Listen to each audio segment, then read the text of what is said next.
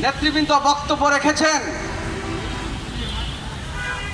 আমেরিকার দালালকে এজেন্ট হিসাবে কে পরিচিত বাংলাদেশে? এই দলিত নাগরিক ডক্টর মোহাম্মদ ইউনূস। এই ডক্টর মোহাম্মদ ইউনূসকে ভাড়া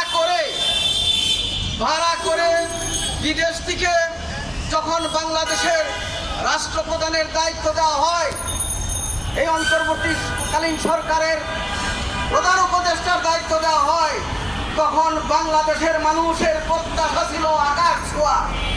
এই বুঝি ডক্টর মোহাম্মদ ইউনূস বাংলাদেশের মানুষকে একটি মুক্তির পথ দেখাবেন।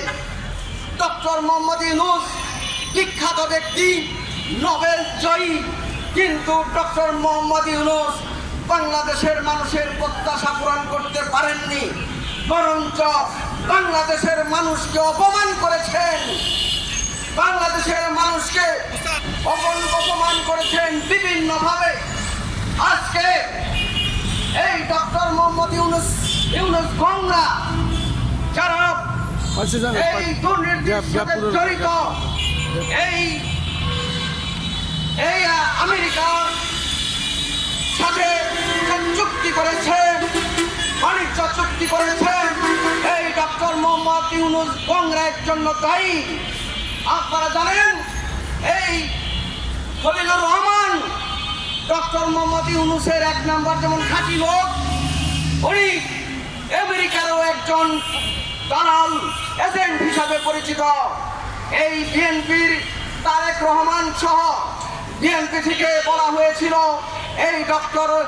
এই খলিলুর রহমানের বিরুদ্ধে যে না, তাকে পররাষ্ট্র উপদেষ্টা করা হবে না। কিন্তু বাংলাদেশের জনগণ অবাক হয়ে তাকিয়ে রইল, এই খলিলুর রহমানকে পররাষ্ট্র মন্ত্রী বানানো হলো।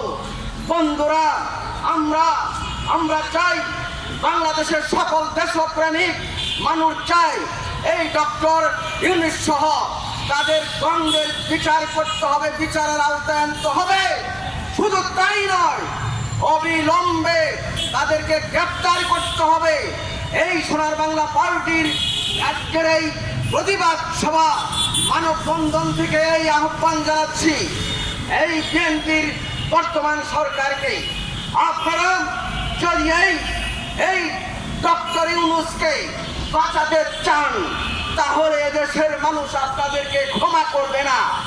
বন্ধুরা, আপনারা দেখেছেন ওই পতিত হাসিনা সরকার যেভাবে দেশটাকে ধ্বংস করে গেছিল 17 বছরে, তার চেয়ে বহু গুণে এই 17 মাসে ডক্টর ইউনূস বাংলাদেশের ক্ষতি করেছে। বাংলাদেশ থেকে লুটপাট করেছে, দুর্নীতি করেছে, বাংলাদেশ থেকে অর্থ পাচার করেছে। আমরা এই উপদেষ্টা পরিষদকে আমরা বলেছিলাম ও বাংলাদেশের মানুষের উদ্দেশ্যে যে উপদেষ্টা পরিষদ একটি অযোগ্য পরিষদ, কিন্তু তারপরেও বাংলাদেশের মানুষ কিছু বলেননি। সাধারণ মানুষ মনে ভেবেছেন যে বাংলাদেশে একটি স্থিতিশীল সরকার দরকার। এই জন্যেই এই অন্তর্বর্তীকালীন সরকারের প্রতি সামান্যতম সিম্প্যাথি দেখিয়েছে বাংলাদেশের জনগণ।